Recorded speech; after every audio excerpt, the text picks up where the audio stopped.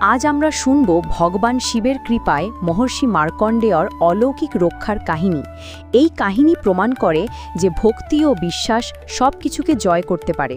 প্রাচীনকালে মৃকণ্ড ঋষি নামে এক মহান ঋষি ছিলেন। তিনি ছিলেন শিবের ভক্ত, কিন্তু তার একমাত্র দুঃখ ছিল সন্তান ছিল না। বহু বছর তপস্যা করার পর ভগবান শিব তার সামনে উপস্থিত হলেন। শিব বলল, হে মৃকণ্ড, তুমি কি চাও? মৃকণ্ড ঋষি বলেন, প্রভু, আমি একটি সন্তানের কামনা করি। শিব বলল, তুমি কি দীর্ঘায়ু মূর্খ সন্তান চাও, নাকি স্বল্পায়ু কিন্তু জ্ঞানী ও গুণবান সন্তান? মৃকণ্ড ঋষি বলেন, প্রভু, আমি স্বল্পায়ু হলেও জ্ঞানী ও গুণবান সন্তান চাই। ভগবান শিব আশীর্বাদ করলেন এবং জন্ম নিলেন মার্কণ্ডেয়।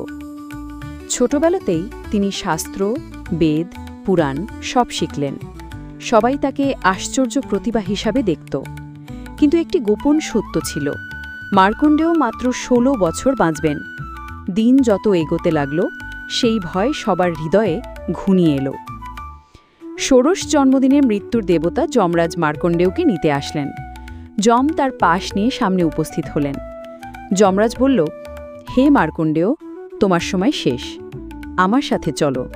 মার্কণ্ডেয় বলেন, না প্রভু, আমি ভগবান শিবের ভক্ত, আমি মৃত্যুকে ভয় করি না, আমি শিবের শরণ নেব।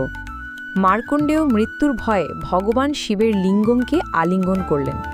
যমরাজ তার পাশ ছুঁড়লেন, যা গিয়ে শিবলিঙ্গকে স্পর্শ করল। সঙ্গে সঙ্গে শিবলিঙ্গ ফেটে গেল এবং ভগবান মহাকাল স্বয়ং প্রকাশ পেলেন। শিব ক্রুদ্ধ কণ্ঠে বলল, যম, আমার ভক্তকে স্পর্শ করার সাহস করলে? তুমি আমার ভক্তকে নিতে পারবে না। শিব ত্রিশূল দিয়ে যমরাজকে আঘাত করলেন। যমরাজ প্রাণ হারালেন। বিশ্বজগতে মৃত্যু থেমে গেল। দেবতারা আতঙ্কিত হয়ে শিবের কাছে এলেন। দেবতারা বলেন, প্রভু, মৃত্যু ছাড়া বিশ্ব চলবে না, দয়া করে যমরাজকে পুনর্জীবন দিন। ভগবান শিব করুণা করে যমরাজকে পুনর্জীবন দিলেন, কিন্তু ঘোষণা করলেন, আমার ভক্ত মার্কণ্ডেয় অমর হবে, সে কালজয়ী হবে, যতদিন এই সৃষ্টি থাকবে। এইভাবে মহর্ষি মার্কণ্ডেয় চিরঞ্জীব হলেন।